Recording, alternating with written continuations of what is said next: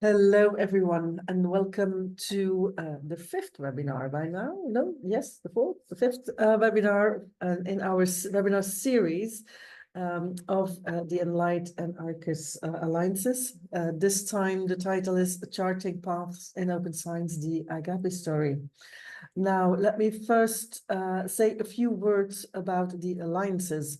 As several of you know, there is an initiative in Europe that funds university initiatives, and this has the purpose for several universities to work together to collaborate in a more official network, and that is what this is about.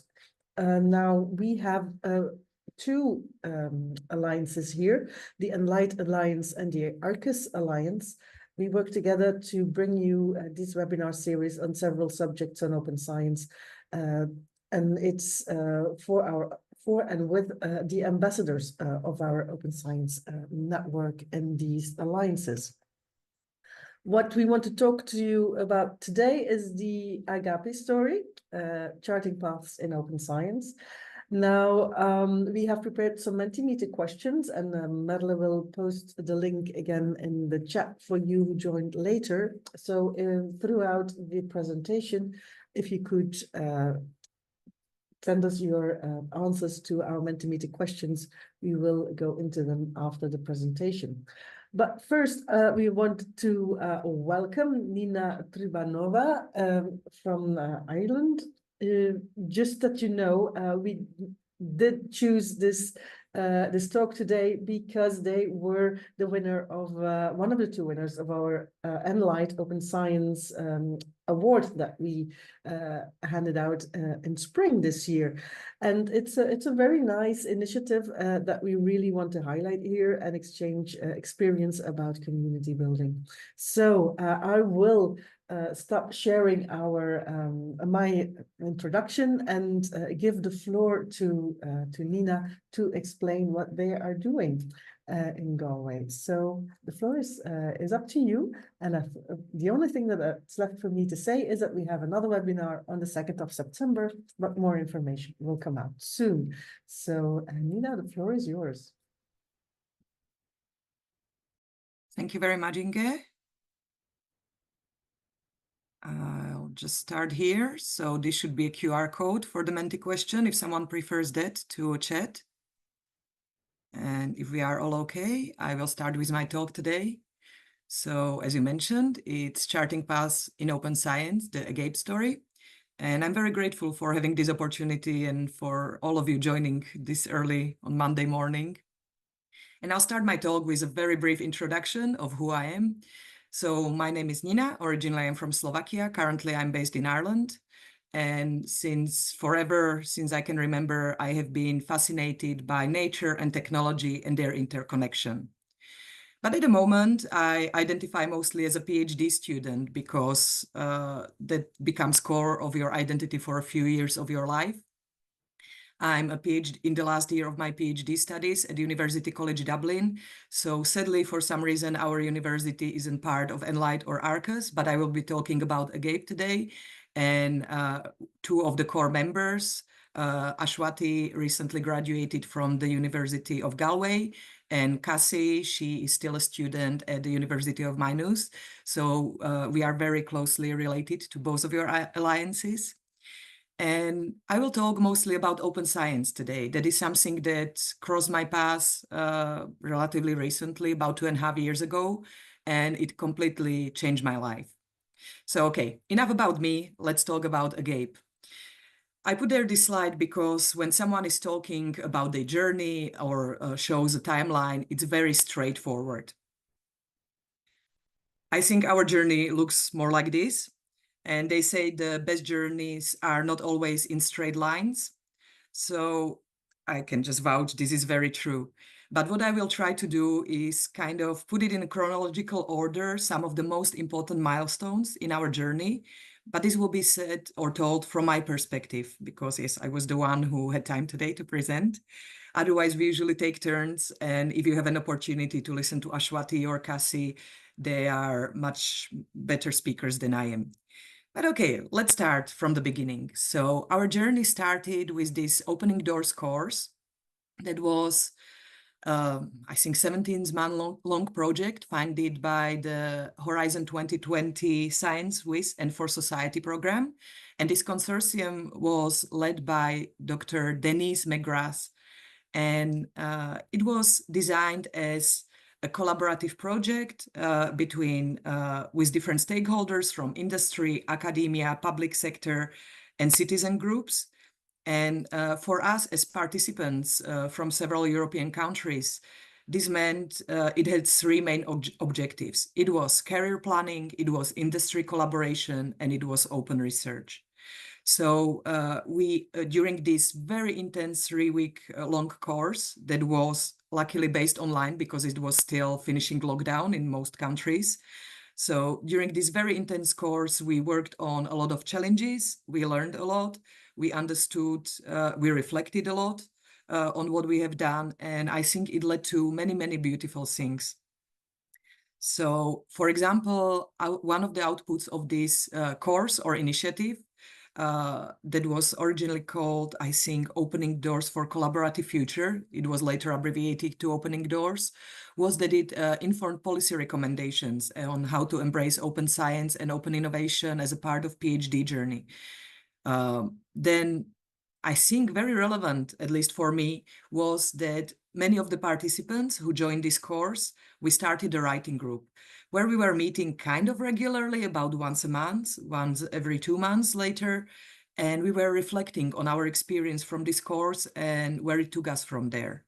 I'm a hardcore STEM scientist, so I'm purely a quantitative scientist.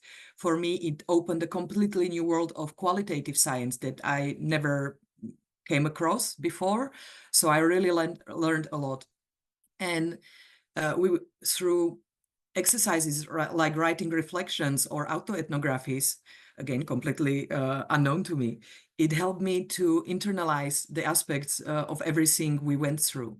So personally, when I reflect on something, it's whilst walking somewhere, doing it maybe in a few minutes, whilst simultaneously trying to prioritize tasks from my never-ending task list. So I'm always multitasking, and the reflection is somewhere running in the background, but I don't fully dedicate my attention to it. This was very different. So we reflected on our own, and then we met and discussed this. And it helped me to view different points of other people. And if I should summarize it, it would be something like, we all joined this course because we were looking for something that we were not receiving during our PhD journey.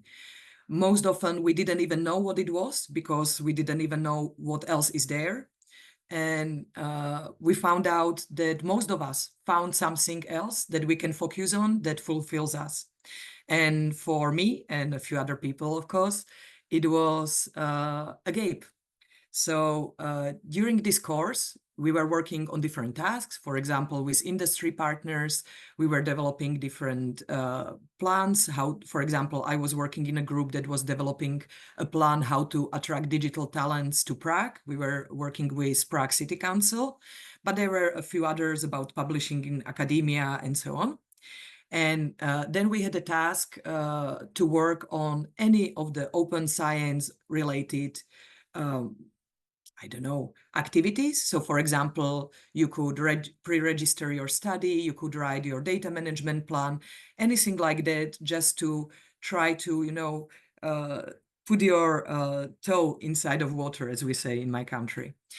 Anyhow, of these individual tasks, I suggested, why don't we try to internalize what we learned during this course about open science and maybe share it with others on the PhD level, because we felt this was very important and relevant to us. So we thought others should have an opportunity to access this information. And pretty much that's where the AGAPE was born. And AGAPE means, when you translate it literally, love that is open, such as open science we want to practice. And it originates from Greek word agape, that means love that is unconditional. And we hope our love to science is really unconditional, and that was the main driver to do this. And this is a screenshot from our homepage that Ashwati, actually listening to this meeting, she designed. She's our tech guru. And I would like only to point this AGAPE logo, which is an ape in awe. And we thought it's a nice wordplay. So the first task we decided to do, that opening the doors, course, massive online onboarding course. And this course, you can see it's up and running. It's hosted on GitHub, so it's available to everyone. And what we tried to do, we were trying to create this by PhDs for PhDs. So we selected some of the topics that we felt were most relevant to us who started working on this project, and try to kind of digest them for others. And it is an introductory course. So rather than going in depth, it's trying to introduce different resources and options that are there in open science, whilst having a friendly way how to lead you through it. And I like to say life happens. So at the beginning, there were maybe 10 of us who decided to start to creating this course.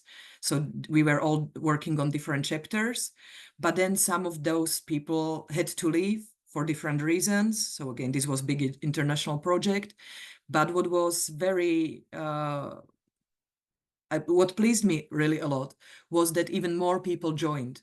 So even after we had original chapters drafted, there were more and more people interested to join. Opening Doors course was presented in one Innovations in Doctoral Education's conference, where alongside of Opening Doors was presented another project, Chameleon. And for example, we met there Kiran, who is a lovely, lovely person, and he was the best proofreader and editor that I've ever met. He was very assertive, and I think he really improved the flow of the text, because most of the creators are not native speakers. So sometimes also the language part of creating this was a bit challenging. Or we had Wei, who joined after all this was done, but she suggested she is really good creating infographics. So I'll show you later. In each chapter, we have an infographic, which summarizes in a very accessible way the content of a chapter.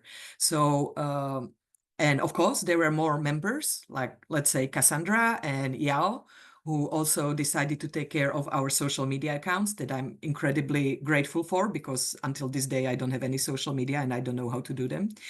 And of course, there was Ashwati, who became our tech guru, and she designed all the technical solutions for us. Without her, for example, this MOOC or the website wouldn't exist.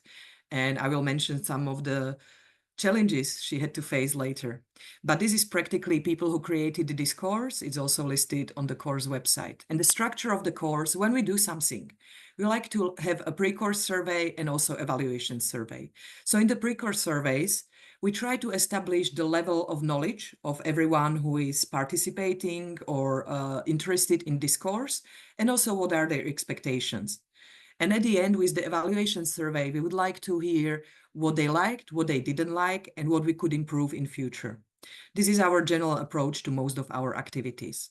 But of course, coming to it from a technical point, we also have an opportunity to report bugs. So I already found a link that is not working that we need to fix in the upcoming weeks. Or you can request features in this course, which I think it's also very interesting. Not most educational resources are flexible like this to keep evolving. Our plan also is to upgrade the course, maybe every 2 years. So it was released for the first time after beta testing in March 2023. So it's over 1 year ago when we released it fully, but we will keep working, updating, maybe adding some resources to it as we go forward. And the course is structured into 9 chapters that cover different topics. Again, as I mentioned, we felt those are relevant to us as PhD students, so they don't cover the whole open scholarship realm that is so broad and it can be often intimidating. We wanted to introduce parts that you can really utilize as a PhD student, or depending on your focus, but I'll show you some examples later. And of course, at the end, each chapter, almost each chapter, except of one, they have a short quiz at the end of a chapter that consists out of 5 questions. There is unlimited time to pass these questions. There are, of course, a few different and circulate, and you can test the knowledge you acquired during that reading that chapter, and it's just for your own good. But at the end of the course, you can attempt the final quiz, and the final quiz has time limit, I think 3 minutes, again, unlimited options, but you are not able to look for correct answers. You should really have them in your head. That's why there is the time limit. And I remember when I was beta testing this, I sometimes even had problem to finish it in time, and I was designing this. So it can be a challenge, but we wanted to make it a bit challenging. So the certificate you receive at the end feels really like a reward, and you can showcase it that you worked on something. So this is just from the beta testing. What I have to say, this whole course structure, including quizzes embedded in it, and embedded certification generation, nothing like that was available for us to use. So this is all work of Ashwati, who put it all together, made it work. And as everything we create, this is freely available. So this is hosted on GitHub. You can download this template and use it for creating your own MOOC or whichever educational resource you want.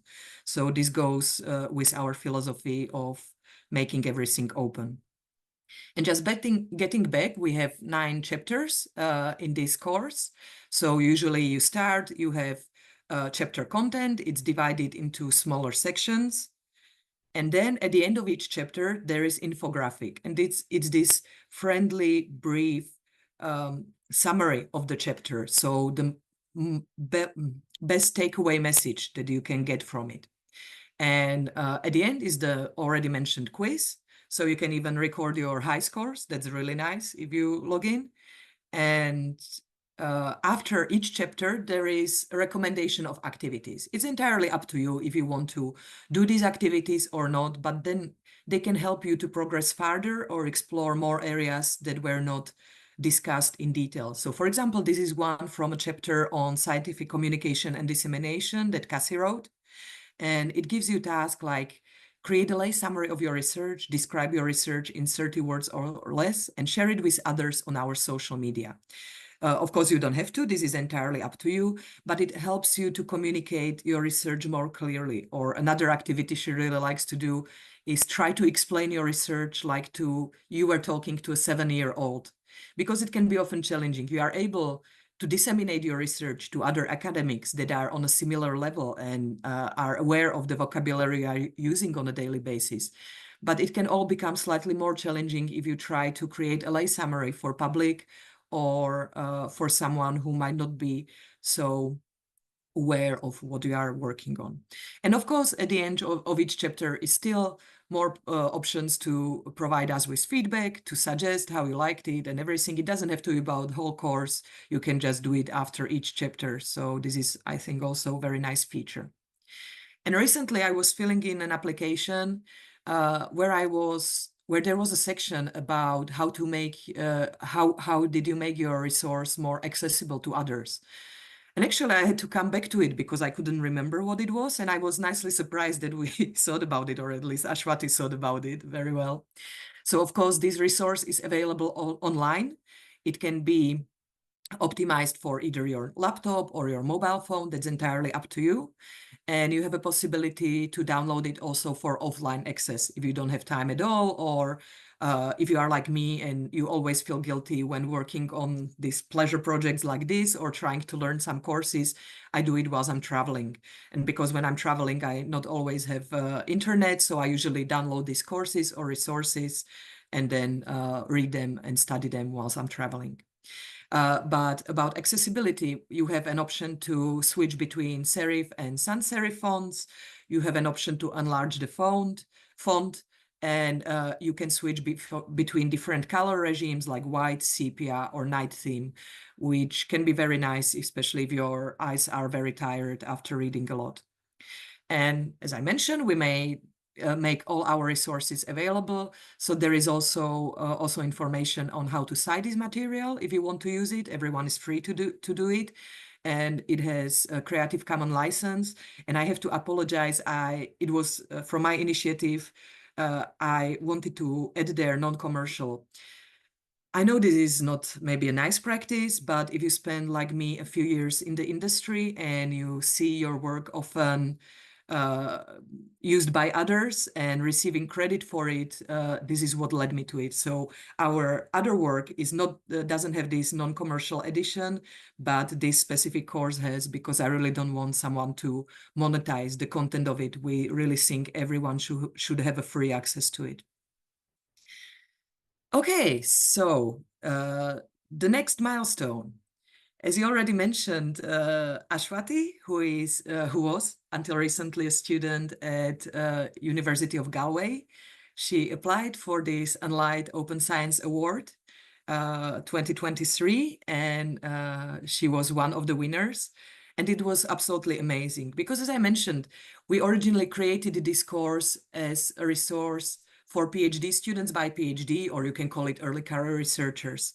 But later we found out that it became an important resource for students on all levels, also masters or undergraduates, but also for technical and teaching staff who don't have much time to study and to expand their knowledge on open science. They might be slightly aware that something like that is there and they need to include it in their grant applications, but not fully aware of what it is. So we had a really good feedback from them. And personally, for me, this was a really amazing recognition that we received, because it felt like what we are doing might be relevant for someone. And it fueled us to continue in our work and to continue with our efforts, because we felt, yes, there are people who might find this relevant. And full of energy, full of enthusiasm, we decided to join Open Life Science Mentoring Program. So I already mentioned those names a few times. So together with Ashwati, who was a student at the University of Galway, and together with Cassie, who is still a student at the University of Maynooth, we applied to this mentoring program. So during the Opening Doors course, one of the speakers, especially on the topics of open science and open research, was a scientist named Emma Karun. And she just mentioned in her talk this Open Life Science program. And I started looking at it, and a few months after we finished our Opening Doors course, there was a call for applications. Recently, it was rebranded. I think it's called Open Seat, so I put their logo there. But it's 16-week long mentoring program where you write your application with a specific project in mind, and you are assigned a mentor, but you become part of an amazing community where you try to share, and others are sharing with you. You connect with others, and you are empowered to become open science ambassador in your community. It is quite a busy structure. So what is shown here are bi-weekly meetings. So every 2 weeks, you have a cohort call. Every 2 weeks, you meet with your mentor. Plus, during the time, you work on a lot of individual tasks. I'll get to them in a minute. So it's pretty time demanding. And to be honest, we were very, very happy that there were 3 of us and we could divide the work because it's so much easier when you can work on things that you are familiar with. So for example, when they were giving us session about technical upskilling, it was always Ashwati dealing with GitHub and creating everything for us. And me and Cassie, when we had some time off, we could learn it step by step. So that was very helpful. There was no pressure, of course, but we wanted to take the opportunity of utilizing all these resources and this community knowledge that was provided. And originally, we entered the program with our goal in mind to create this open online course that was before being finished. So it was just starting with editing. We were just starting with editing, but the platform was not fully functional. We needed some other rounds of proofreading, beta testing, everything. So we wanted to finish this educational material during this mentoring program. But also we thought it would be a great opportunity to talk to others who created some open science practicing communities and maybe pick their brains to find out what worked for them, what didn't work for them, to take a shortcut maybe, so we don't have to try things that don't work for everyone, because there might be some message in it. But of course, we understood it can be different for everyone. But to be completely honest, we came to this program with about 5 different goals and tasks in mind. And what was very helpful was they told us just slow down, focus on a few things rather properly, and you can do the rest in future. And that was very useful. And as talking to these experts about establishing communities, we selected 3. And I already mentioned Dr. Emma Karun. You can see her current position. So she's senior researcher for research community building in the tools in the Alan Turing Institute. And in the same institutions is Annalise Steele, who is actually community manager for the Turing Way. I'll talk about them in a minute. And then there was this amazing also scientist, Joyce Cow, who now has a different position, but she's a co-founder of Digital Research Academy, but especially Open Innovation in Life Science Association. That was a very strong community in Switzerland, and we wanted to get inspired by them. So we came to all these interviews with a few questions in mind to start it, but then we let the talk to evolve in the way that it was heading, depending on each person. And we were so surprised. We got so many useful information from each of these experts that we didn't expect, and they were on very different aspects. And thanks to them, we understood that the community evolves. So when you start with doing something, it's great for the time, but in a year or 2, there might not be people interested in it so much, and there might be need for something completely else. And with this, it helped us again a lot, because we wanted to start just with this educational resource, this MOOC, and maybe to create a practicing community. But I'll talk about it in a minute. It maybe took slightly different direction, and that's perfectly fine. And I mentioned during this program, we were working on different assignments. This was mightily useful to us because we had to clarify our thoughts, our vision. You can see our vision statement here. We started with some self-assessment, so we could know what are the aspects each of us wanted to work on during this program. We wrote a code of conduct and contributor guidelines for our community. We wrote our mission statement. And whilst we had all these things in our minds before, it was very useful to put them on paper and to, in a concise way, communicate them to others. So I think this was an amazing experience. And alongside there was a lot of talks about all the aspects of open science, open research, open scholarship. People were sharing their experience in the cohort calls. Our amazing mentor, Sarah Villa, helped us a lot to get through this project. So I have only praise for this program. And I think I'm usually saying it's because we felt that we wanted to give back to the community, but to be honest, we felt like we became part of that community. We decided to get back. So for the following 2 cohorts, cohort 7 and cohort 8, I think soon we'll be starting cohort 9. And for the cohort that was teaching people through NASA, so Nebula program, we became reviewers. So we are reviewing applications for all these programs. We have become facilitators. So it means we help to moderate sessions for these cohort calls, or then we work on transcripts to make it accessible and uploading edited videos on YouTube so people can watch them in their own time if they are in different time zone. And ourselves, we became mentors. So we felt it was very useful to us to have this experience, and maybe we can share some of our experience with others. And as I mentioned, we became members of this community. So yeah, I think alongside starting our own community, we discovered there are so many more of them where there we can tap, source the knowledge, and they help us. And this leads me, if you remember the picture of those convoluted passes and everything, I have to talk about some of the activities that I took on alongside, and not just me, it was often also Ashwati or Casey, so a small detour outside of the main AGAPE path. So I mentioned that open seats or open life science they won a call from NASA to run these 101 open science educational courses. But they also posted on their community Slack that if someone wants, they can become a reviewer for different NASA calls for this transferring to open science. And of course, I was interested, not only because I'm a Star Trek fan, but I think everything that NASA does is cool for me. And I'm a scientist, so of course I wanted to get somehow involved.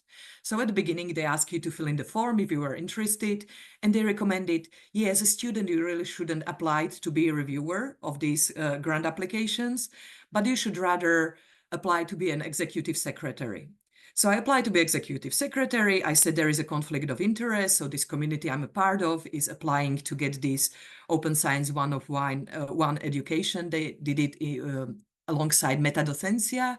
So it's bilingual, it's in English and also in Spanish.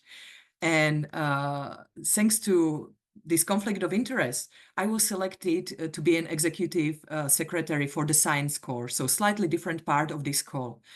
And this was amazingly useful experience to me as someone who wants to continue their career in academia, because for the first time in my life, I was a part of a process where I could witness how millions and millions of dollars in grants are divided between different projects and how are these evaluated.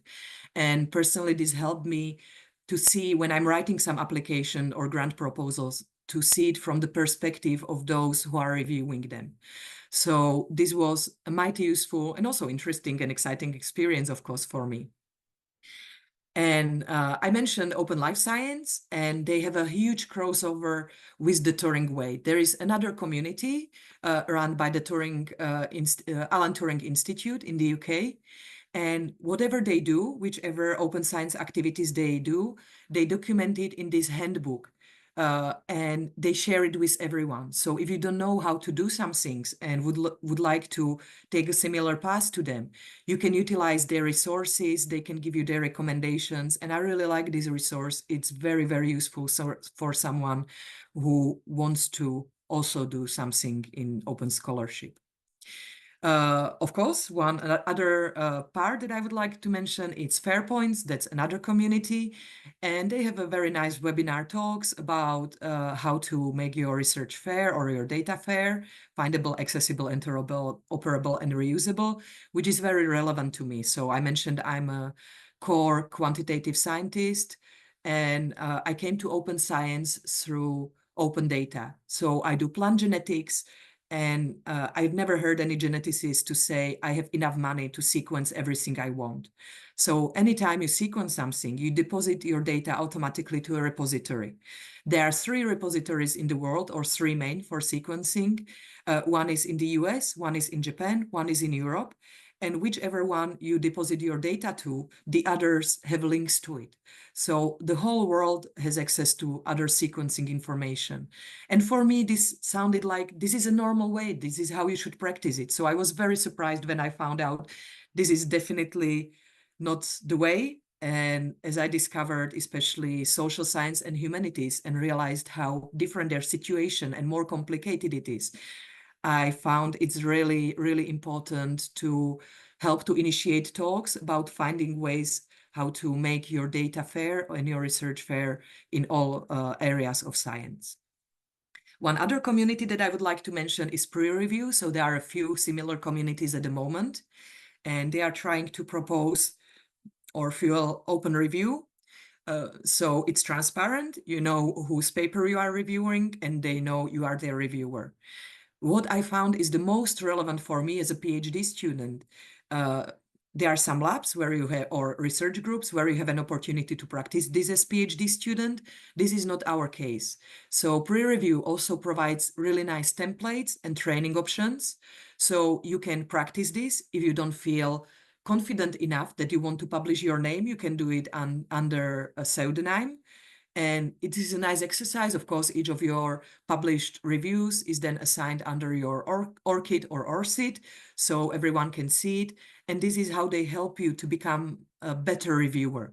And I think they have a lot of good webinars and talks also that you can listen to if you are interested in progressing your career in academia in future. And there are many other projects, collaborations. If you ever met me, you know I get very easily excited for any interesting project or any collaboration. And then I'm always I can't find enough hours in the day to do everything I would love to. And I always like to finish things. So I'll just mention one more. So during this Open Life Science Mentoring Program, there was another project led by Malgorzata Orloshalagish. So she's based in Australia, and she wants to slowly change things about open science and how it's practiced. But to do this, you first need to gather data to actually prove maybe things are not as ideal as they should be. So this is how we see it. This is data we collected. So let's work together. Let's find some solutions. And I really love working on this project. So this is just the first one. We keep working. I know Ashwati is part of them on many projects with this community that is mostly led by the SORTI, which is Society for Open and Replicable. Society for Open, Reliable, and Transparent Ecology and Evolution Biology. So they are a society, but we were allowed to join, also not as members of society. And what I love about this, these are amazingly led projects. So they are always pre-registered. There is a protocol. We published all the deviations from the initial protocol. We published the whole process. We published the whole code. And then we publish the results of what we found. So this is, I think, the preprint from this first project we worked on. If I'm clear, this should be soon published in PLOS Biology. So it was also accepted for a normal publication, but this is just shown a preprint that we were working on. As you can see, there are many co-authors. There are very clearly stated roles. So if you want to participate, this is what you should do, how you should do it, and they lead you, help you. And what's amazing, these are people from the whole world, from I think all 5 continents. And this is done online. You can work on the projects in your own time. It's a meta study, so you can gather data and analyze them when you have time for it. So I really hope there will be more projects like this in future, because I really, really enjoy them. It's amazing community of people working on them. And I'm coming to the end of this journey. I won't be talking much longer, but another fantastic milestone for us was a Northfest Festival at the beginning of November 2023, so at the end of last year. That was an opportunity for us as AGAPE. So I'm back on AGAPE journey. So it was opportunity for us to present ourselves. So NORF is National Open Research Forum that was created in Ireland, and it's to support practicing open science and open research in Ireland. So the government and higher education authority, they recognize there is a need for it. And under this NORF consortium are people who are interested in doing something. And I have to say, it's a relatively small group if you compare it to other countries like you might have in Germany or in Netherlands or Belgium or maybe in Spain, Finland. But what's amazing, all these people are so genuine, want to help each other, and are so excited about what they are doing. So it was a fantastic opportunity for us. So I already mentioned Cassie. She presented our work of the community during a lightning talk and session. And if you will ever have opportunity to listen to her, I strongly recommend it. She's a really nice speaker. And for me, it was also a lot of fun because I was running a workshop there. It was run in the Royal Irish Academy, which is a beautiful old building. And I was running there a workshop that was actually a detective game. It was called Science Sleuth. And what led me to this, I always have these tiny projects and ideas what I would like to work on, but without the deadline, I just can't prioritize them. And what inspired me to create this was a talk that Dermot invited us to. It was an inaugural speech of Professor Dorothy Bishop that she was giving for the MyNews open research community. And she was talking about different malpractices in open access publishing. And this was in my head, and I was thinking about it. And actually, I applied to run this workshop, and we were accepted. So I actually very quickly had to put this together. And it was so much fun. And I really hope for all the participants, it was a lot of fun. So what we were doing, we know there is ongoing reproducibility crisis. And we thought one of the solutions might be open review process. So we tried to design this game when you work in a small group of these editors in the Open Science Journal. All your reviews are open, and you are trying to discover papers that were tampered with, so they can have manipulated images or irrelevant citations or tortured phrases. Of course, it doesn't say that journal or that paper something is wrong, there were some malpractices, but you try to identify them. Of course, the normal progress is then you get back to authors, give them an opportunity to comment back on it. And generally often it can be a human error, or if English isn't your first language, that can happen, fair enough. Everyone has an opportunity to get involved in this process. And then the second challenge in this workshop was you were supposed to reveal a predatory journal.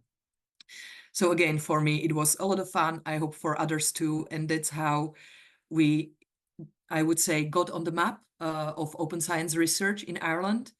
And through this same consortium, so North, we got funded a series of workshops.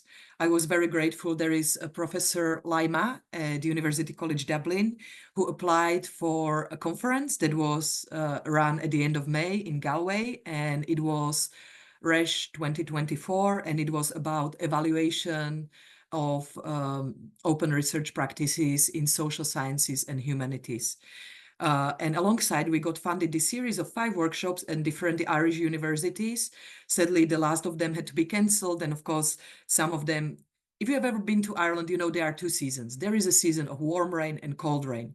Of course, when we were running our workshop at the Maynooth University, it was snowing. It meant, in Ireland, it means the public transport just stops. Nothing works. People are stuck for hours everywhere.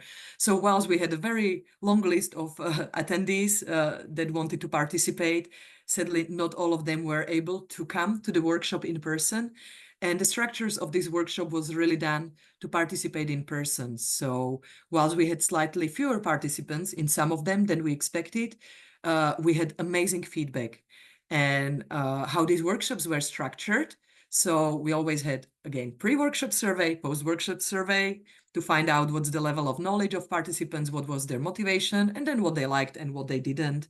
And maybe to find out what they would like us to do next, because everyone was focusing on something else. And we started our session with icebreaker. As I mentioned, the Alan Turing Institute and then Turing Community, they have these amazing illustrations in their handbook by Scriberia. And they are, of course, free to use these illustrations. So they are adapted. I just changed some colors. And for example, our icebreaker session in these workshops was done. I had, I think, 5 of these different hypothetical scenarios. There are shown 4 of them, but they were selected. So each of the researchers, independent or on your area of research, could find something to relate to, some problem they experienced in the past. And I could then discuss it during the workshop and maybe show them how open science possibly found a solution to their issues, or how it might help them to navigate through it. So this was our icebreaker session. And then I had the main presentation when I was introducing open science, open research, open scholarship to those students, to those participants. And these workshops were funded because now National Open Research Forum is working on implementing open science aspects into the curriculum. But until this happens, there is a gap of several years when students, especially on the master's and PhD level now, won't be touched by this. This won't be mandatory. So it is possible it will miss them completely if their PIs, if their supervisors have no idea about what open scholarship practices are, they might never come across. So we realized instead of creating a resource that is just online and they can access, we should actively come there and talk to them about open science existing and how it can help them. And because when I'm talking about these activities or possibilities, I can go on for days and days, and I needed to make this workshop digestible. I focused on open data and open access in these workshops because they are relevant for all the PhD researchers and early career researchers. But for example, I always, during the icebreaker, found out what those students are studying. And if I had most people in the session who were studying computer science, of course, I adapted my talk. And besides the Creative Commons licenses, I was talking about licenses for software. So I always try to tailor it for their needs as much as I could. And then we had a lovely coffee break, and we had through a Mentimeter, we collected a word cloud to feel the feedback from them, what resonated the most with them from my talk. Then there were following 2 short presentations. So the one that we felt, or at least I personally felt was very interesting, was about resources and help their local university library can provide to them. And that was about 10-15-minute long talk from either the local librarian or someone in charge of open research initiatives at the given university. And for me, this was almost shocking when I saw what different levels of help or resources are available to students at different universities. So at some of them, they can really lead by example, and others can really get inspired. In others, students are practically forced to search for this information or even request to submit their work to archives, so for green access, green open access, whilst others automatically either upload them there or request it from those students.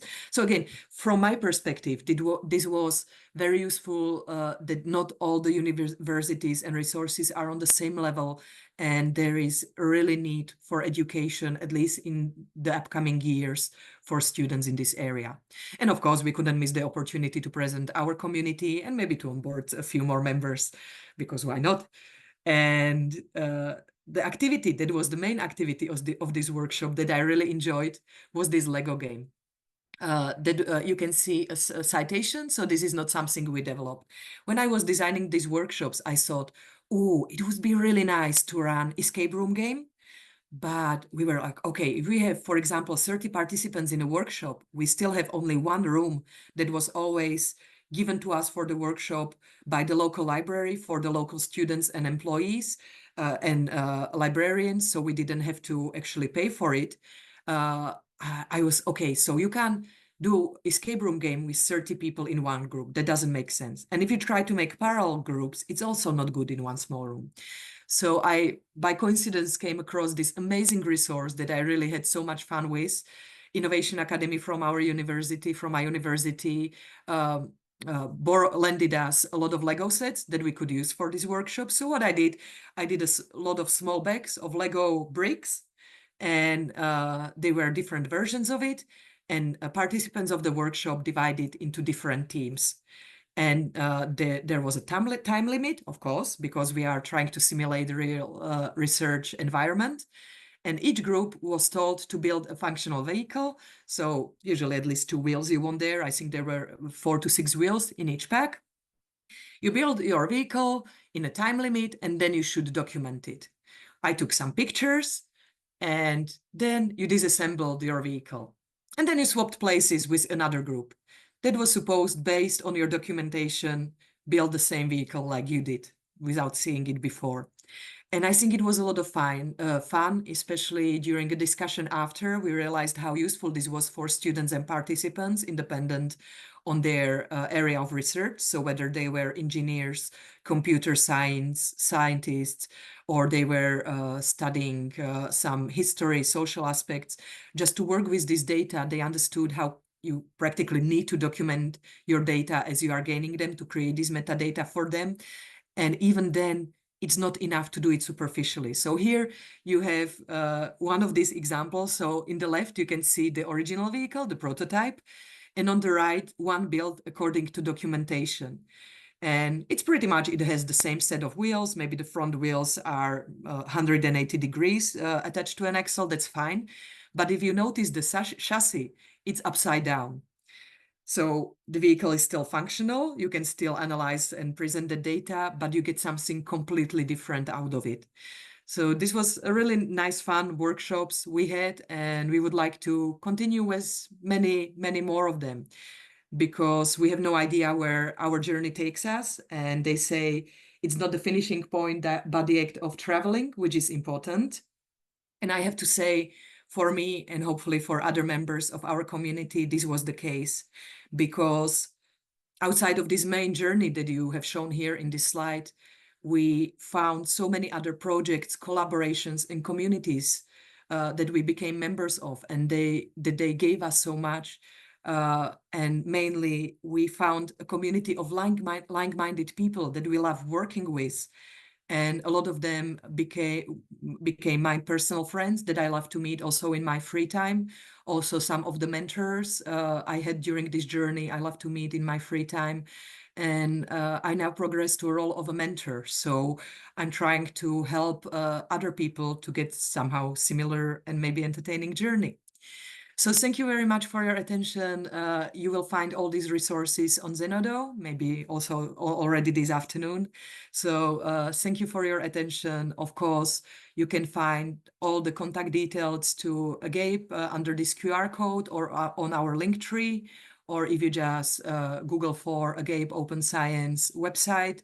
All the links are also through there, plus also some nice talks and reports if anyone would like to become a member of this community. So you can come with any projects you want. We will help you to develop them, or you can just ask us about any questions, and we will be more than happy to share our experiences, because we, for example, pre-registered our studies recently. We did our data management plans. We struggled with some things ourselves. So we might give you just some hints and recommendation on where this journey might lead you. And I think that's everything from me. I'm happy to answer any questions you might have. So if you want, you can unmute yourself, and we will also go through the chat. So thank you very much for your attention and for this opportunity to talk to you.